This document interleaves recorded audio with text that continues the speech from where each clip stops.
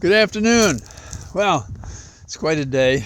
I've been been preparing appendices for the briefs that I filed last week that have to be with the court, and it's scut work. I don't even remember what that means, but it just means it's hard work.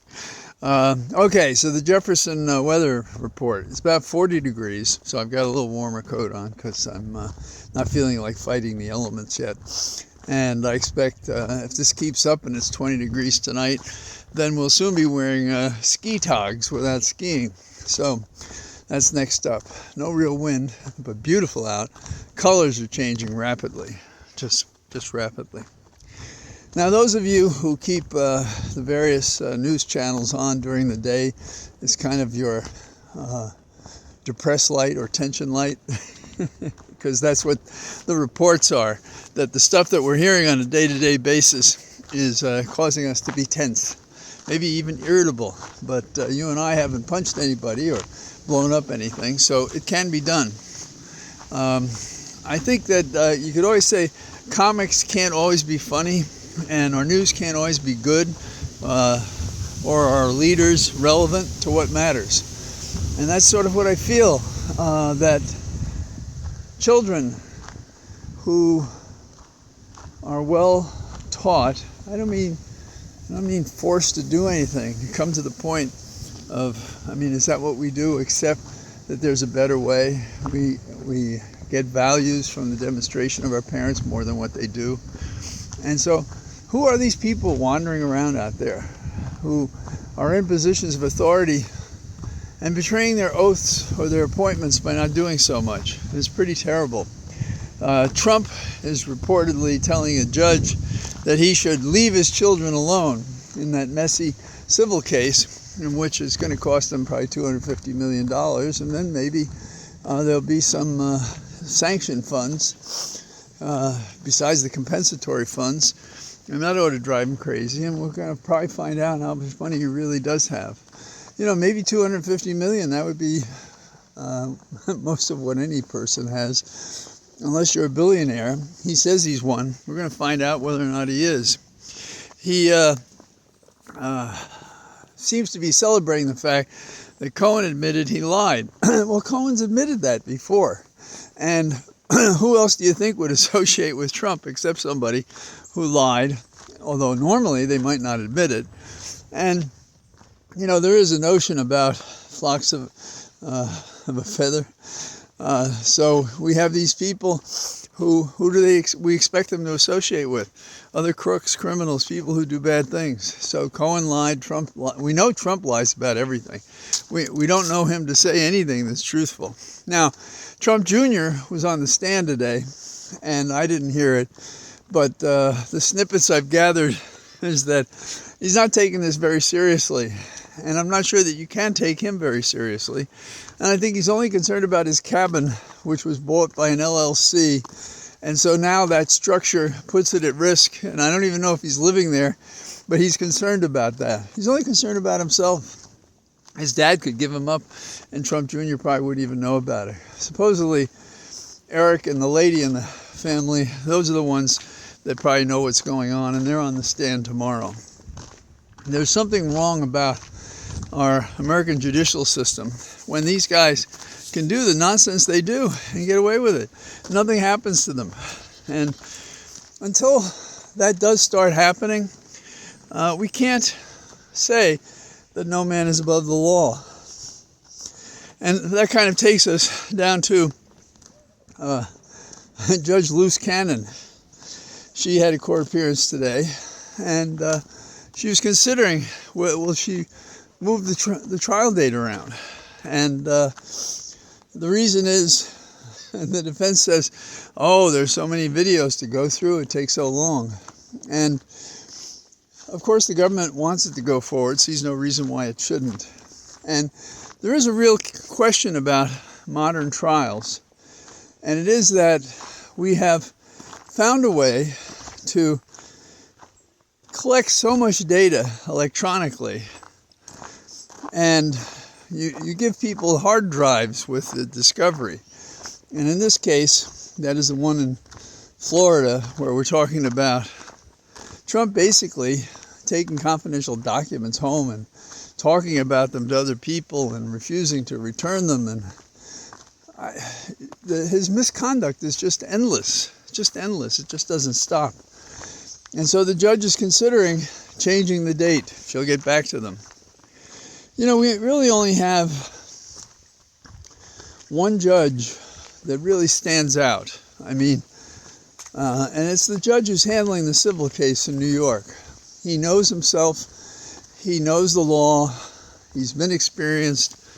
He's a New York kid made into a professional judge with years of experience on the bench. So he takes no guff from these guys. And that's certainly true with Trump. So it doesn't surprise me that Trump would try to get at him by, leave my children alone. Talk about the double standard.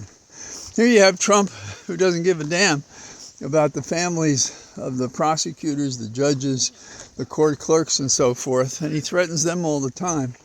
But then when it's his own family, well, that's a different story. The story for him is, leave us alone while I pillory your people. Well, that's just not acceptable. That's not acceptable. How do we change it?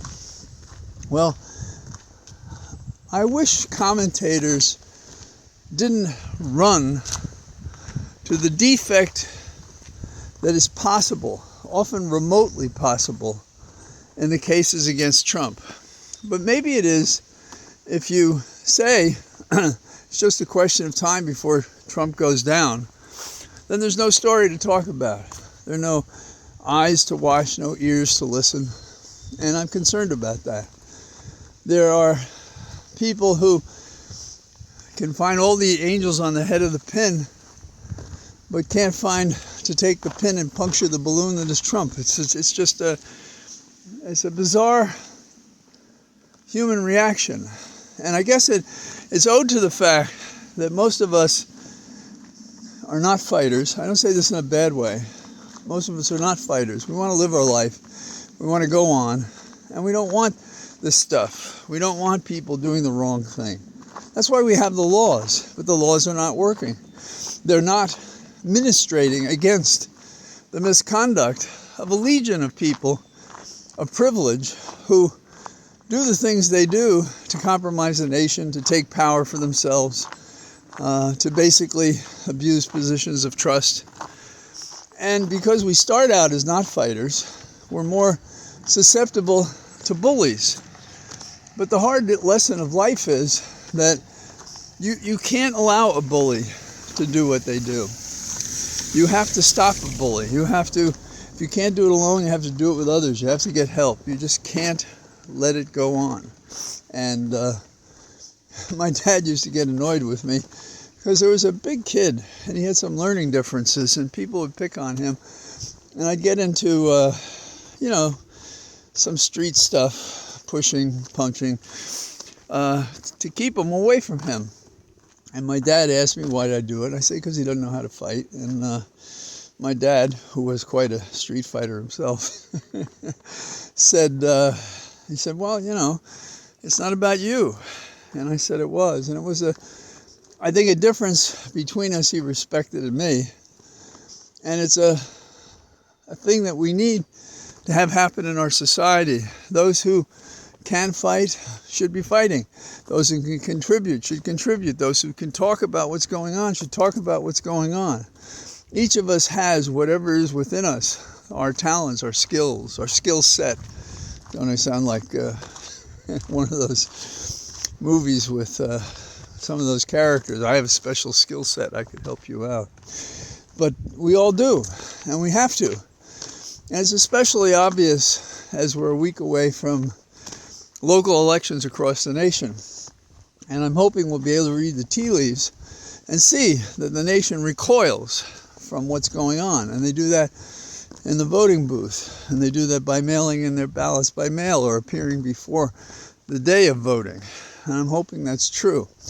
I don't know what the numbers are where I am, but I'm hopeful that the outcome will be that we reject those people who are on the mad end of the spectrum, who believe all manner of stuff, or say they do, and use it to rile up the audiences, to get them to support the bizarre conduct that is theirs.